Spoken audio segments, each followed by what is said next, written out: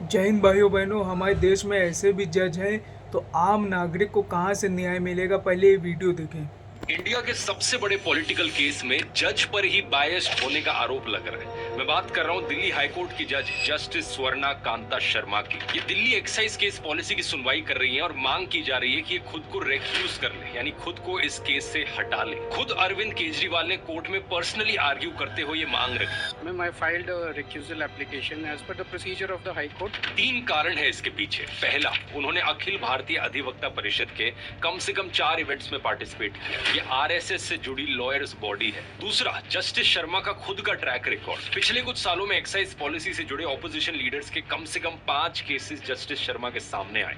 उन्होंने इन सब में या तो बेल को डिनाई कर दिया या फिर अक्यूज्ड के खिलाफ फैसला दिया। केजरीवाल की बेल डिनाई करी, संजय सिंह की बेल डिनाई करी, बीआरएस लीडर के कविता की बेल डिनाई करी। लेकिन जब उनके सामने former BJP union minister Dilip Ray का कोल ब्लॉक एलोकेशन केस सामने आया तो उन्होंने पूरे के पूरे कन्विक्शन पर ही स्टे लगा दिया, क्योंकि दिलीप राय इलेक्शंस लड़ना चाहते थे। तीसरा कारण सबसे सीरियस है। जस्टिस शर्मा के 2 बच्चे हैं, बेटा ईशान शर्मा और बेटी संभावी शर्मा। दोनों एडवोकेट्स हैं और दोनों को सेंट्रल गवर्नमेंट ने इम्पैनल किया हुआ है। अब इम्पैनल का मतलब समझिए यहाँ पर, क्योंकि ये बहुत इंपॉर्टेंट है। जब गवर्नमेंट को कोर्ट्स में अपने केसेस लड़वाने होते हैं तो वो प्राइवेट लॉयर्स को ऑफिशियली अपना रिप्रेजेंटेटिव बनाती है। इसे कहते हैं पैनल काउंसिल अपॉइंटमेंट। ये सिर्फ एक टाइटल नहीं है, इसके थ्रू एडवोकेट्स को विजिबिलिटी, प्रोफेशनल स्टैंडिंग और पैसा मिलता है। बहुत से ब्रिलियंट सीनियर लॉयर्स भी सालों तक ट्राई करते हैं और पैनल उन्हें नहीं मिल पाता है। अब देखो कितने पैनल्स मिले जस्टिस शर्मा के बच्चों को। ईशान शर्मा सुप्रीम कोर्ट के highest group A panel, Delhi high court के सीनियर पैनल काउंसिल,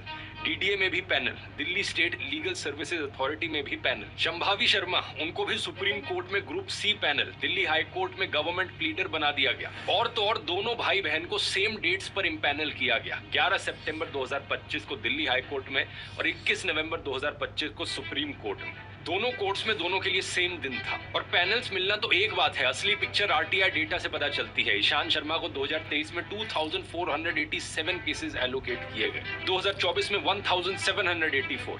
ये इन्फोर्समेंट डायरेक्टरेट के टॉप सबसे publicly visible lawyer Sohaib Hussain से भी ज्यादा है। जितने ज्यादा केसेस लॉयर्स को मिलते हैं उतने ही ज्यादा पैसे वो कमा पाते हैं। और ये एलोकेशन कौन करता है?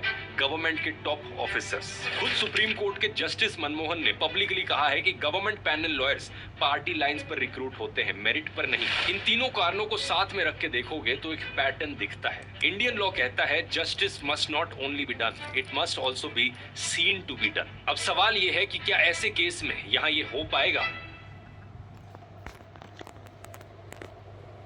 आप राजनीतिक पार्टियां जो सत्ता में हैं उनके साथ रहिए, आपका लाइफ करियर सब सेट हो जाएगा।